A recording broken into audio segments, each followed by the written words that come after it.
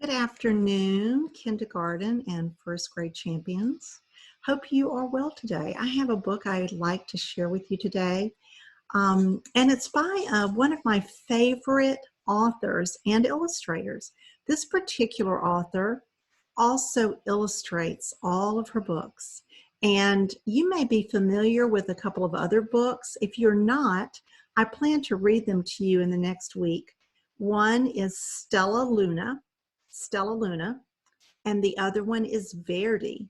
Stella Luna is about a bat, and Verdi is about a snake. And I love those books, and the pictures are beautiful. And this is the same for this one, Crickwing by Janell Cannon. And it tells you about the other two books. It says creator of Stella Luna and Verdi. So she is one of those individuals who not only writes the book, she illustrates the book. And this is a wonderful story. All of her stories have a special message. So let's see what the message is for Quickwing. All right, we'll take off the book jacket. You know, this is called a book jacket. And this is what we leave on the book to protect the book. Usually inside it gives a little bit of information about the book and then about the author. But sometimes it can be a little challenging when you're trying to read virtually. So I'm going to take it off today. But those book jackets are very helpful to keep our books nice for our own reading, you know, over and over. Crickwing by Janell Cannon.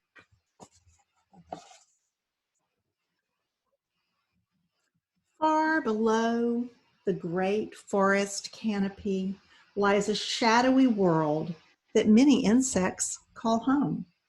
Among the damp clutter of fallen leaves and branches, leaf-cutting ants toil all day, while large cockroaches await their evening search for food. One cockroach had looked like all the others until a close call with a hungry toad. In his wild escape from the toad's sticky tongue, he had twisted one of his fine, long wings. Since then, everyone called him Crickwing.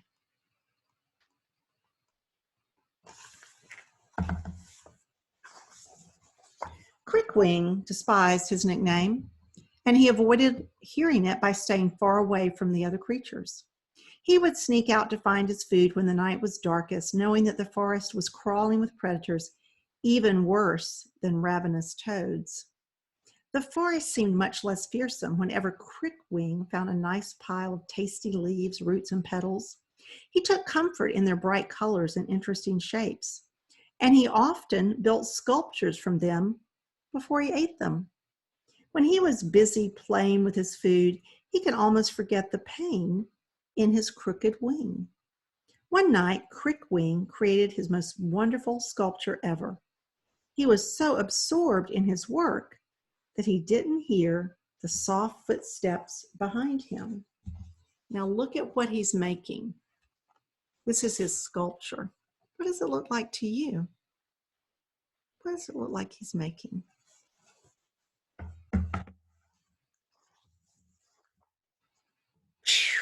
Swoosh! A sharp-eyed monkey clobbered Crickwing and swiped his sculpture. Quickwing dived for cover.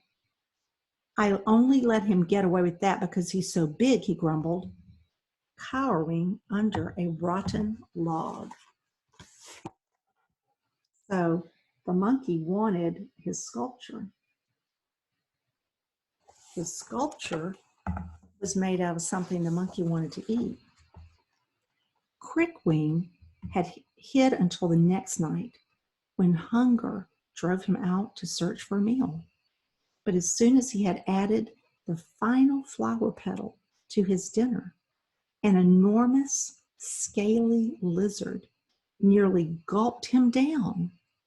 Crickwing dodged, and the lizard took off with his edible artwork. "Another masterpiece ruined," Crickwing panted. I'm starving and my wing aches. I don't know if I can take this much longer.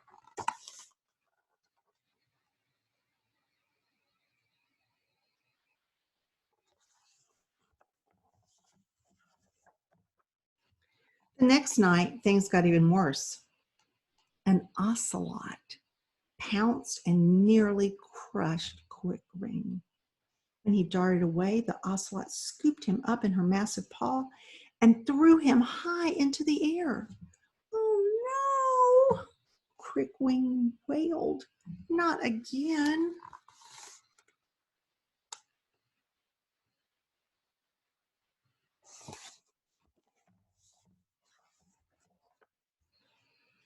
When he landed, Crickwing scrambled about in a panic and leaped into a crevice under a stone, where he collapsed in angry tears.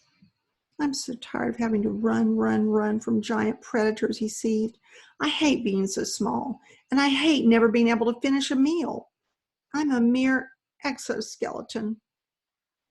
Through the long night, Crickwing's wing throbbed as he waited in his hideout.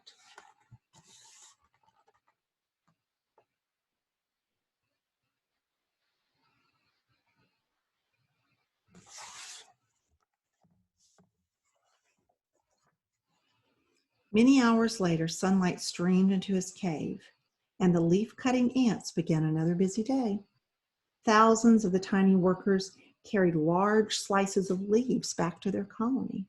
Quickwing, groggy and still angry, crept out for a better look. Ha! These guys are even punier than I am, he muttered. None of the ants seemed to notice him.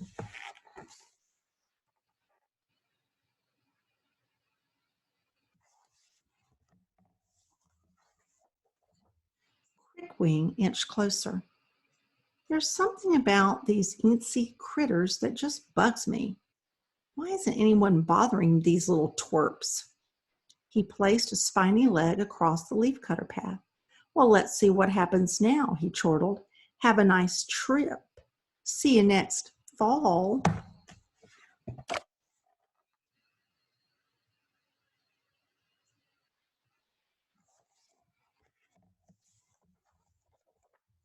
Several ants stumbled, but then went back to work as if Crickwing weren't even there. This will get their attention, he growled, picking up a leaf from the path. The ant carrying the leaf hung on tight, which gave Crickwing a dastardly idea. He hung several ants from a vine one by one and watched with glee as their tiny legs flailed.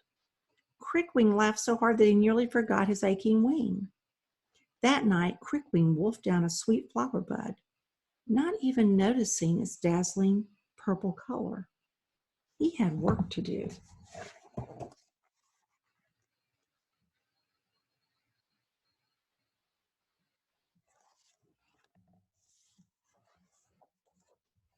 Right in the middle of the leafcutter trail, he dug a deep hole in the ground. Then he crouched behind a rock, wanting to see what the ants would do. In the very early dawn, the ants rose as usual and went to work. When they returned, their cargo clamped in their jaws, they could barely see their way. They plummeted into the trap, piling into a great green heap.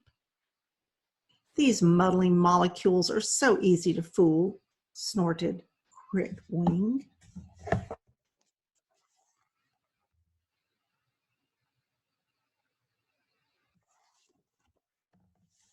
Quickwing's up to something. Back in the leafcutter colony, the queen of the ants called a meeting. This week's production is down, she barked. What on earth is going on? It's a cockroach, Your Highness, stammered Tara. He's picking on us, added Gravel. No cockroach meddles with our colony. Seize him, ordered the queen.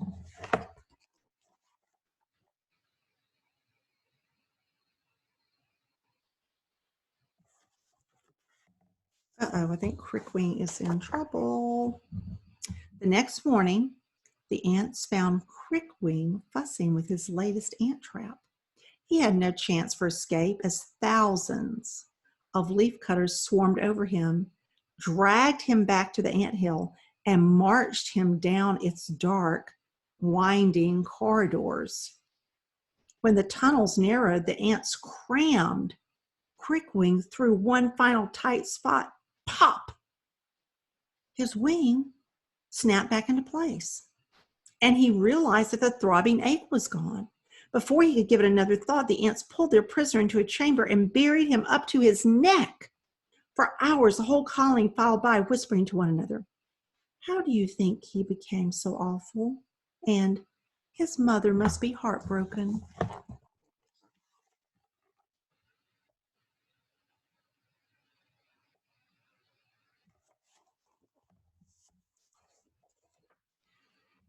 "That big oaf showed up just in time for the annual peace offering to my army ants," crowed the queen. "There's no way they'll attack us if we hand this hefty no-gooder over to them. Truss him up like the fat turkey he is and ship him out." The leaf cutters bound Crickwing, hauled him back through the dim tunnels, and carried him up into the forest.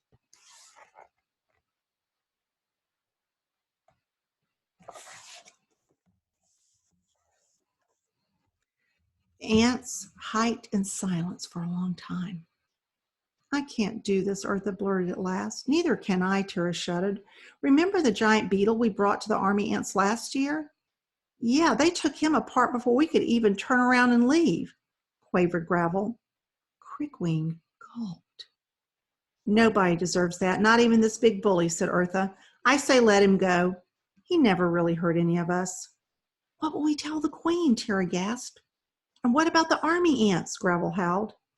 "They'll level our colony." "I just can't watch them shred this guy," insisted Eartha.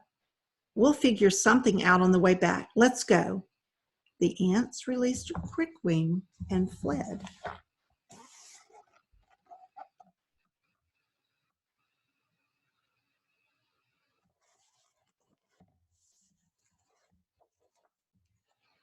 Crickwing was stunned. "The queen is going to have their heads, and the whole leafcutter colony is now in serious danger. All because of me." Now that his wing no longer hurt, he could think clearly. "I have to do something. But what?" And then Crickwing had a brilliant idea. "Wait, wait," he yelled, racing after the leafcutters. "I can help. Wait." He described his plan, and the ants listened carefully. "We'll have to move quickly, but if every ant pitches in, I think it'll work," Crickwing said. "Can we trust this yahoo?" yelped Gravel. "Do we have much choice?" snapped Tara. "The plan is worth a try, and we'll do our best to win the patience of the queen," Eartha promised. "But we don't have much time." "Jump on my back, all of you," said Crickwing. "I am one fast runner."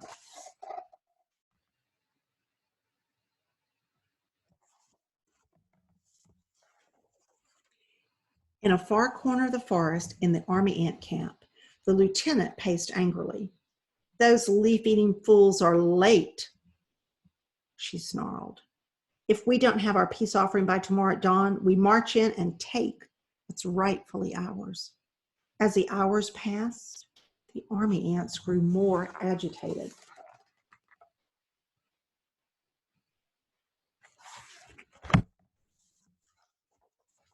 At first light, the army swarmed from its nest, ready for conquest. "No one," shouted the lieutenant, "absolutely no one keeps the army ants waiting." They poured like an angry river down the trail to the leafcutter anthill. As the ferocious ants turned the final bend, they stopped dead in their tracks.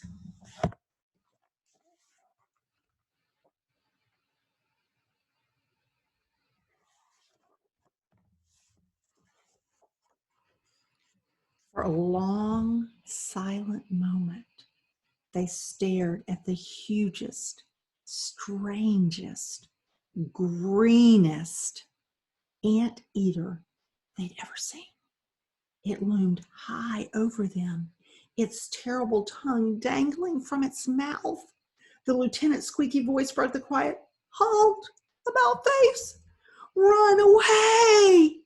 The army ants ripped tripped over one another as they scrambled back toward their camp, none of them daring to look back.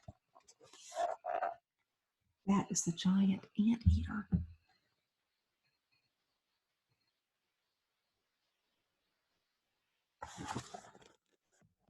Army ants were scared. Crickwing and the leaf-cutting ants peered from atop the leafy anteater's head, watching the warriors fade into the forest. They all held their breath until the entire terrified horde had vanished. Then the queen approached. I don't think we'll be seeing them ever again. Thanks to you and your enormous sculpture, Crickwing, she said. Or should we call you Straightwing now? We need someone to help us keep this anteater in order, so I hope you will decide to join our colony. And I hear that you're an incredible chef.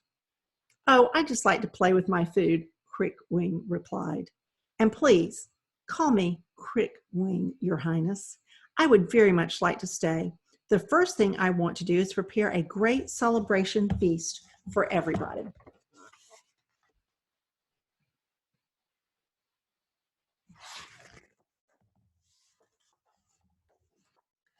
Three cheers for Quickwing, shouted Eartha. All the ants joined the cheer, then rushed into the forest. They gathered the brightest flower petals they could find and cut them into sparkling bits. All night at the banquet, everyone threw flower confetti, danced the six-step, and sang until sunlight came creeping through the trees. The queen peeked at the dawn and blinked drowsily. I declare today a holiday, she yawned. Hear, hear, said Crickwing. And for the first time in colony history, the leaf cutters took a day off.